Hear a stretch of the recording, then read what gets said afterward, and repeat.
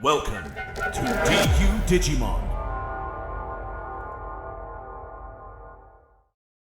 Hey guys, and welcome to DU Digimon. My name is Alex from Team DU Digimon, and today I want to bring a deck profile of one of my favourite Digimon that I've been playing for a good long while, even well before we got the recent support in BT16, which has really shot it up to top tier relevancy. And that is to bring you a Magnamon X deck profile. Now, I recognise this is one of the bigger decks that's really big on the meta scene at the moment, so you may have already seen several different profiles, but I want to show you what I'm running, something I'm really enjoying at the moment, but isn't one that I'm not stopping myself from tinkering here and there, because sometimes you just want to get numbers a bit right, you want to try different tech choices, and this is what I want to show you that we are playing at the moment. So let's get right into the deck profile. Straight away, it is the 4 of the BT16 Demi Vmon. Reason being is really easy. All turns to have your Digimon with 2 more colours gain an extra 1000 DP is really good. And considering you're dealing with a wall that is Magnamon X as your level 6, having that extra 1000 DP does help push that threshold. So like most level 6s are 11k, you're sitting at 12 already. If they give themselves a chance to gain that 1000 to crash, you're now 12 instead, you're actually 13. So you're just a little bit bigger. To make yourself bigger, just makes yourself a more difficult threat overall, which is the issue with Magnamon X. If you like the profile at all by the end of the video, please give us a like and subscribe. I have to admit, I'm really bad at the YouTube a bit.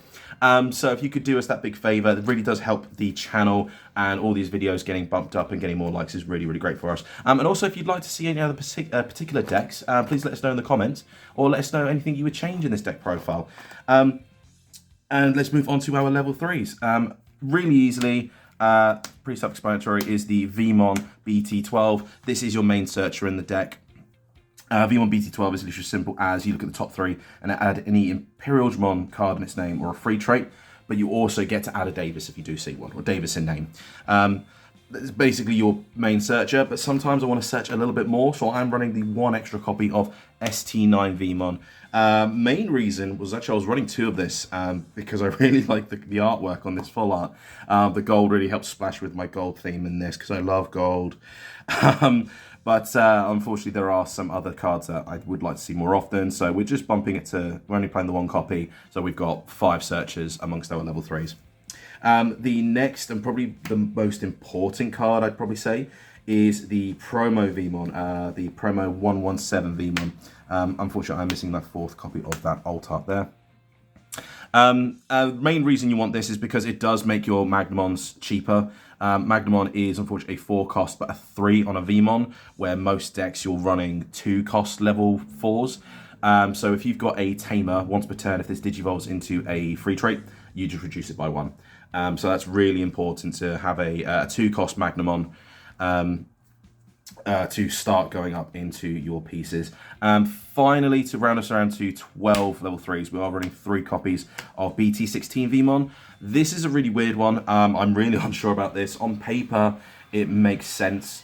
Just, you know, if turn 1 you put promo and raising and you didn't see your searcher, you could just play a Vmon BT16, so that way your next turn you're digivolving for 1 less, but then getting 1 back, so overall 2 less, which is a lot better. But really, you're only using this for the inheritable. For your turn, it gets an additional 2k. So if you do start swinging, you've just got a little bit more security. You know, a bit more secure that you're going to be effectively swinging and surviving into your opponent's Digimon. Or if they have their own blockers, just make sure you get around their own blockers as well. Moving on to our level 4s, my favourite Magnamon of the bunch is our most recent addition, is the ST17 Black and Blue Magnamon. This one's so cool, and if you are playing this deck, you know how nice it feels when that security effect does trigger, which is that, and when it's found in security, you de-digivolve one of your opponent's Digimon, and if you have a Vmon, you get to digivolve into it for free. Which is really cool. All the Magnamons are blockers. Only 2 have armor purge. The 3rd one we'll see in a moment has like a pseudo armor purge, but they all do relatively similar things. But the big one of this Magnamon is it is also your removal. So when you digivolve into it, you can select from your opponent's Digimon, trash their bottom Digivolution card for each of its colors, and then you can bounce something to your opponent's hand if they have a Digimon with 0 colors. With 0 sources. Moving on to our next Magnamon. I recently dropped this from 4 to 3. Again, it's another, I just really love the artwork and the colours on it. but it's the BT8 Magnamon.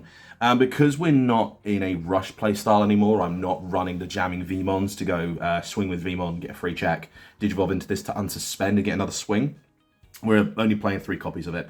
The effect is that when you Digivolve, you can unsuspend it, but then you also gain additional 2k for every armor form in your trash, which you'll only really start seeing late game. So you don't need that turn 1, and we're not running jamming Vmon. So I've dropped it to 3 copies to make room for instead 2 copies of the BT13 Magnamon. The BT13, I was when we got ST17, I dropped this one to 1 copy just to make sure I've got like a nice number of Magnamon in name.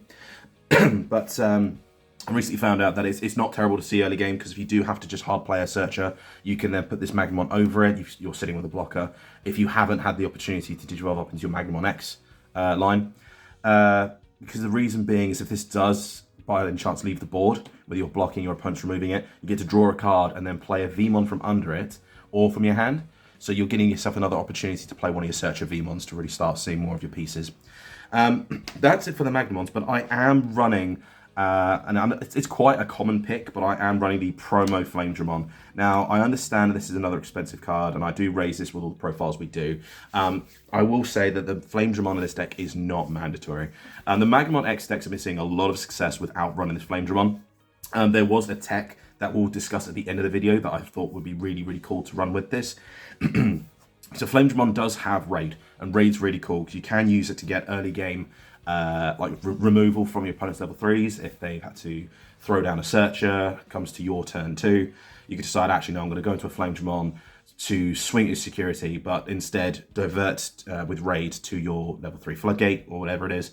Because your effect is when you do, when this Digimon's attack target is switched, you get to move your opponent's top security card to the hand. So it's not trashing it, it's not as good, it's a lot more fair, but they get to add it to their hand. Regardless, you're bringing your opponent's security down. And what I really liked with this is, while Flamedramon's only a 5k, you're not like the BT8 Flamedramon getting additional DP boost, but you do have means to increase that with your BT16 Vmon to increase it from 5k to 7k. You've then got your Demi Vmon to get you another k as well. So you're dealing with an 8k level 4, which can raid into whatever they've got. Well, raid into their highest DP unsuspended, but it is dependent on the scenario. It's not always live, and I recognise it's mostly there to trigger your Magnamon X again, because security is changing, is decreasing. Magnamon X will then see that, and all turns gain its when Digivolving effects again. So it's really there to also, you know, once you've got your Magnamon X stack up, you can bring out another Vmon and swing with this. Your opponent puts a card from the security to the hand, you get to do this one all over again. But it's not mandatory. I would say there are some options you can use. You can even instead just bump your Magnamon BT8s up to 4, BT13 up to 4, which run a 3rd copy maybe. Or if you wanted to look into the DNA alternative of this deck, with things like the Lydramons or XVmon and Stingmons, using Pyldramons to go up into the Magnamon X instead, but that's not really my playstyle. So that is it for our level 4s. We do have a couple level 5s. Previously, this deck has, a long while ago now, run things such as Zudamon Aces, but I think overall, and this one's pretty predictable, the stronger alternative right now is the Huangkumon BT19. This is a very, very strong card. It does have blocker, but you're not really going to be using the blocker of that. Has on play and when Digivolving to until the end of your opponent's turn, one of your Digimon can't be deleted in battle. So if you do have the chance to go Magnamon, go straight into Huangku, because it might be the best bet, you can give it essentially pseudo jamming, get yourself a check-in, and then if you can as well, with all your alternatives, you can Digivolve Huangku into your Magnamon X, trigger when Digivolving to also unsuspend, and the nastiest part of all this is Huangku's inheritable of this Digimon's attack targets can't change. Your opponent can't block it. You can't use Analog Man to redirect things. You can't use any of the effects to redirect it. It is a case of my big invincible boy is going to check your security and you're not going to do anything about it. So Huangku is a nasty card. I was on the other end of this very recently. I got quite salty about it because I realised just what my opponents and my friends at locals are having to sit through every time I play this deck. But Huangku's really, really good. You could bump this to 3. It's a really nice card, but I didn't want to detract from my preferred play style overall, which is just a nice Magnamon swing, cheap Digivolve up into Magnamon X and go up that way. But this is really nice. I like it at 2 copies. You could run it at 3. Considering we want so many options, which you'll see in a moment, you just see it a little bit more often. Nice and simple. The level 6 needs no further explanation. Magnamon X antibody. If you didn't know what it does, it says you can't touch me. It inherently has blocker and armor purge. It does cost 5 on a 2-color Magnamon, which I have been happy to pay the price of with previous builds of this deck, utilizing X antibody when a Magnamon has swung. Because sometimes it's fun. You just want to get up there really quick and you get to re-trigger and do all sorts of things. It was a really nice fast version of the deck, but it's not what I'm running this time around. Instead, we're focusing a little bit more on just like making sure that all of our evolutions are more memory efficient, which you'll see in the options at the moment. Magnamon X, when Digivolving, if Magnamon X antibody or armor form is in this Digimon's Digivolution cards until the end of your opponent's turn, this Digimon gets 3k and isn't affected by your opponent's effects until the end of their turn. Is that what it says? Sorry.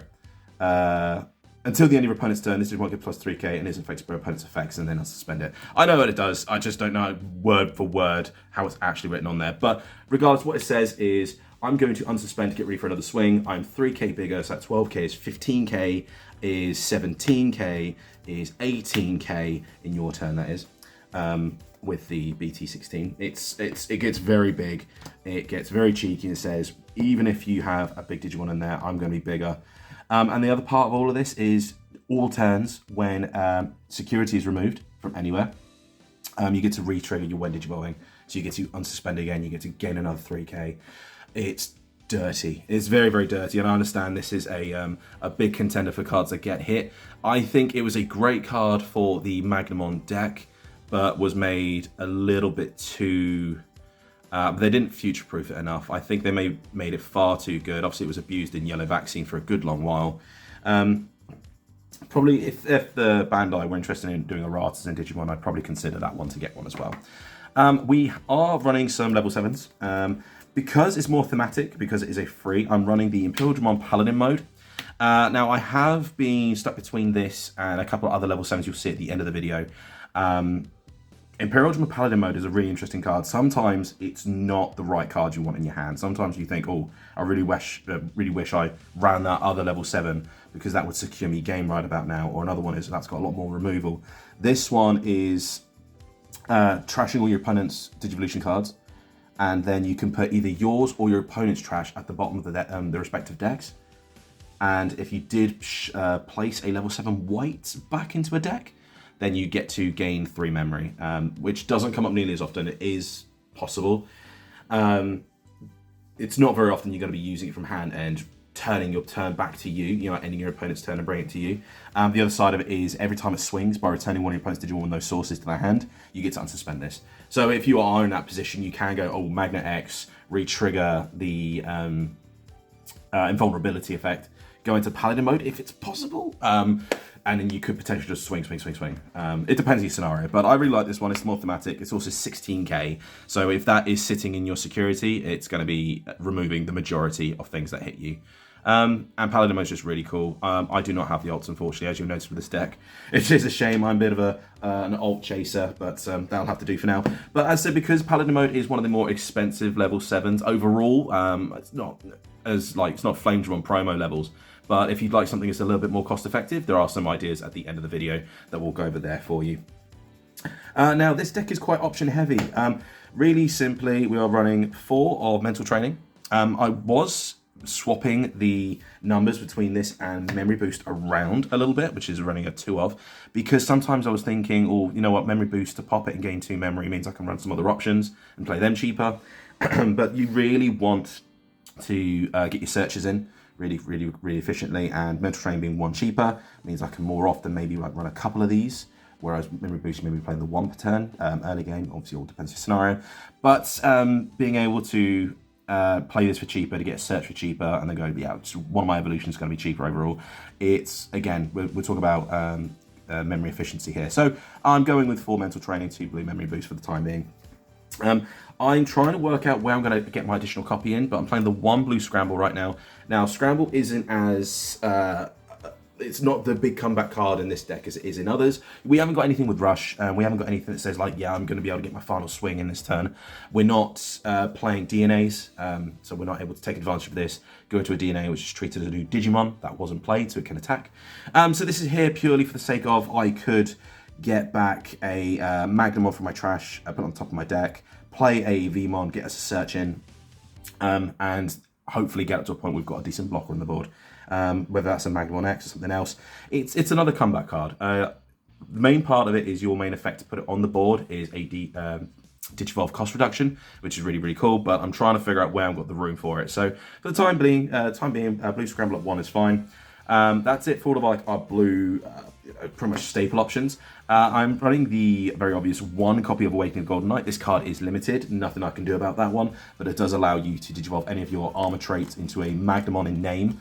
For free. I say for free. You're playing this for 3, using this for 3 cost, and your evolution doesn't cost you anything.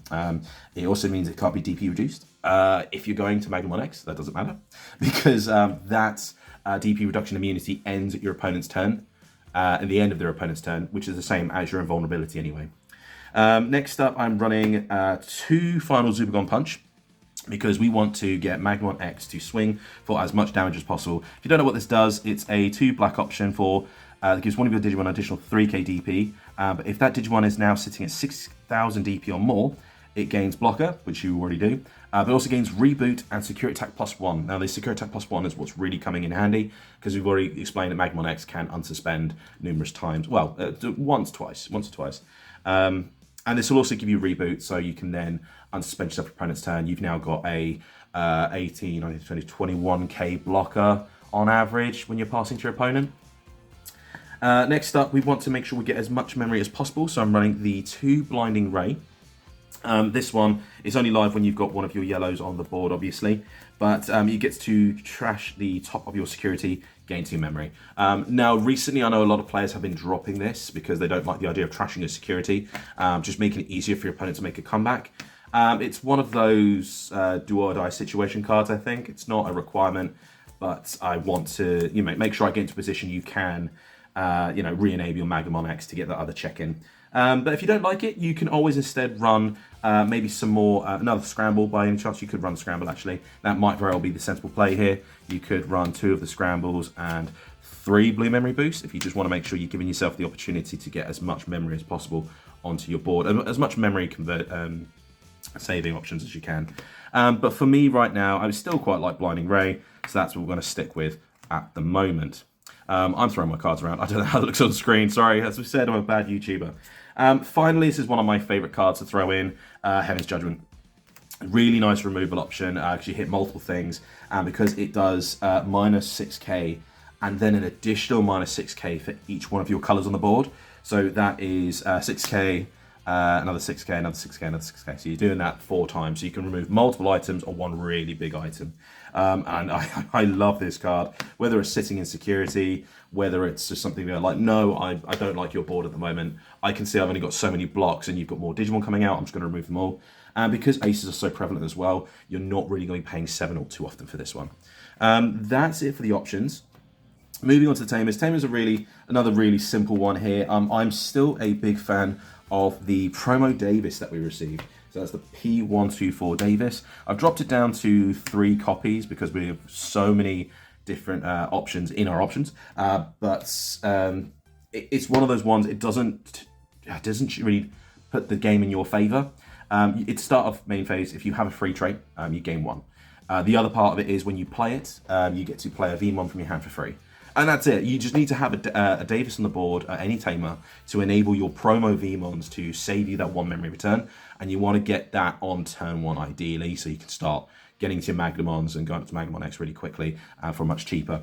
But you also need some way to make sure you start with more memory return. I am now running a really common one. I've noticed it a few times, but a Shu Yulin, which is start of turn. If you have 2 or less memory, you go up to 3. And it's a Mind Link under your X antibody to give it Alliance and Reboot. So that's really cool. And because your Magnamon X is unaffected, you can afford to kind of like keep the Tamer under there to ensure you've got reboot in your opponent's turn to make sure you've got an additional blocker. But the main thing is the alliance. So you're giving yourself an additional security attack +1, being able to attack 2 or 3 times a turn, twice a turn. You're going to be chipping away 4 security, and if you happen to use one of your options earlier as well, you to make sure in one turn you're wiping out all their security. But that is it for the main deck that I'm running. I want to go over a few techs and options for you. Because I said this is one of those decks that is constantly changing. There's so many different things you can run instead. But my favorite one of the lot, it's not the most memory efficient method, as I explained earlier on, but one of my favorite cards is just regular old X antibody from BT9. Being able to decide, no, I'll tell you what, my Magnamon's done some removal, but I need to get to Magnamon X a lot quicker. Tuck in the X antibody beneath it, and then when you swing, decide, no, I'm going to pay the 5 to Digivolve into Magnamon X. So that's swung, go into the Magnamon X. Magnamon X is then going to say, oh, I'm going to give it an additional 3k, unsuspend, I'm immune, and then if you have managed to save that much memory, if you still have turn, then you'll be doing that check. You'll be going to 15, 18, well, depending on your stack, you'll be about 18k on average. And then you can get in another additional swing if you wanted to. It's fun. It's the quickest way to go up without relying on all of your other cards. But it is going to be passing your opponent with a lot of memory, so it gives them a chance to play some Tamers and make a comeback. Now, I will raise, I do not have Protoform. I do like Protoform, the idea of it, because if your opponent does happen to get over your Magnamon, you can decide to go like, oh, okay, cool. The inheritable effect of Protoform says you can put one of the pieces beneath it back to your hand, so you can put one of the Magnamons back into your hand, so that way you can make your comeback in your next turn, say like, cool, I'm going to remove something or start stripping some sources. But then it also goes into your security to give you a little bit more life, which I think balances out with Blinding Ray a little bit, which is why I can understand why some people might run a couple of Protoforms. But it's an expensive card. I don't have it just yet, but we've got the reprint coming for the regional participation stuff very soon. Next up is the level 7s. I really like the idea of Omnimon from BT5. Anything that says, oh, cool, you've got lost all your security, swing for game. Is really cool. So it does cost 4 on top of any red or blue level 6. You unsuspend it, and you blitz. That's basically it. The alternative effect doesn't really come up, but it just if it would be deleted or returned to the hand or deck, you can trash level 6 beneath it instead. That's it.